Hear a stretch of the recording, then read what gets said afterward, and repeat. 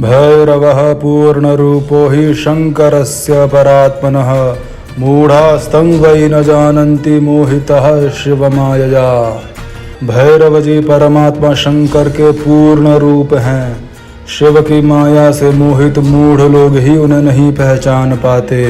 विश्वेश्वरे अपि ये भक्ता नो भक्तः काल भैरवे ते लभन्ते महादुखम काश्याम चैव विशेषतः। जो काशी में रहकर विश्वेश्वर में तो भक्ति करते हैं परंतु काल भैरव की भक्ति नहीं करते, वे विशेष रूप से महादुख को प्राप्त करते हैं।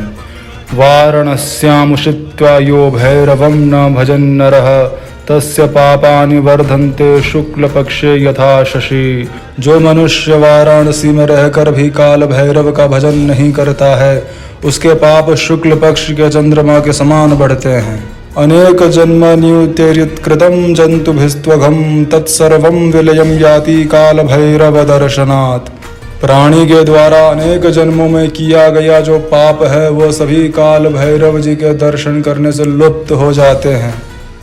काल भैरव भक्तानां पातकानि करोति यः स मूढ़ो दुःखितो भूत्वा पुनर्दुर्गतिमाप्नुयात्। जो काल भैरव जी के भक्तों का अपराध करता है वह मूर्ख दुखित होकर पुनः पुनः दुर्गति को प्राप्त करता रहता है। जब परमेश्वर शिव ने अपने क्रोध के द्वारा तेज से देदीप्यमान भैरव जी को उत्पन्न किया तो उन्हें क्या क्या वरदान दिया सुनो। ईश्वर ने कहा, कालभद्राज से साक्षात काल राजस्ततो भवान। तुम साक्षात काल के सदृश शोभित हो रहे हो इसीलिए तुम काल राज नाम से विख्यात होगे। विश्वं भर्तुं समर्थो वसी भरणात् भैरवः स्मृतः।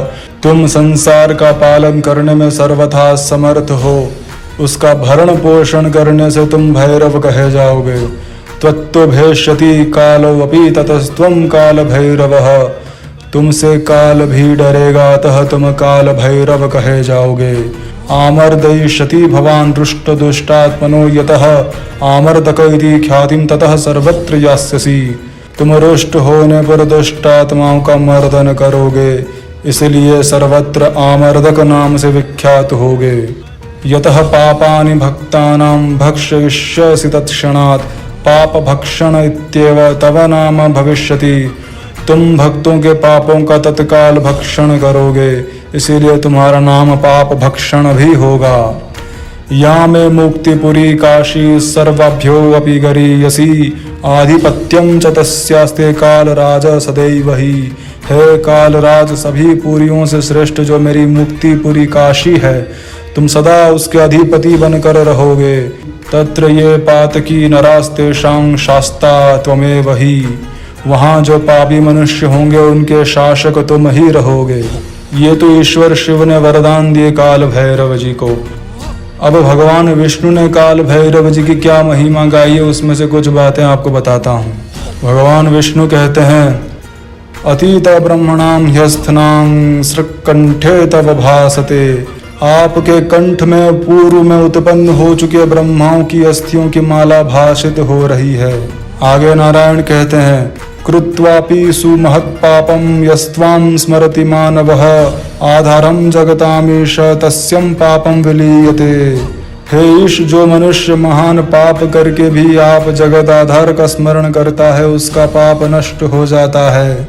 यथा तमो न तिष्ठेत सन्निधा वंशुमालिनः तथैव तव यो भक्तः पापं तस्य व्रजति क्षयम्।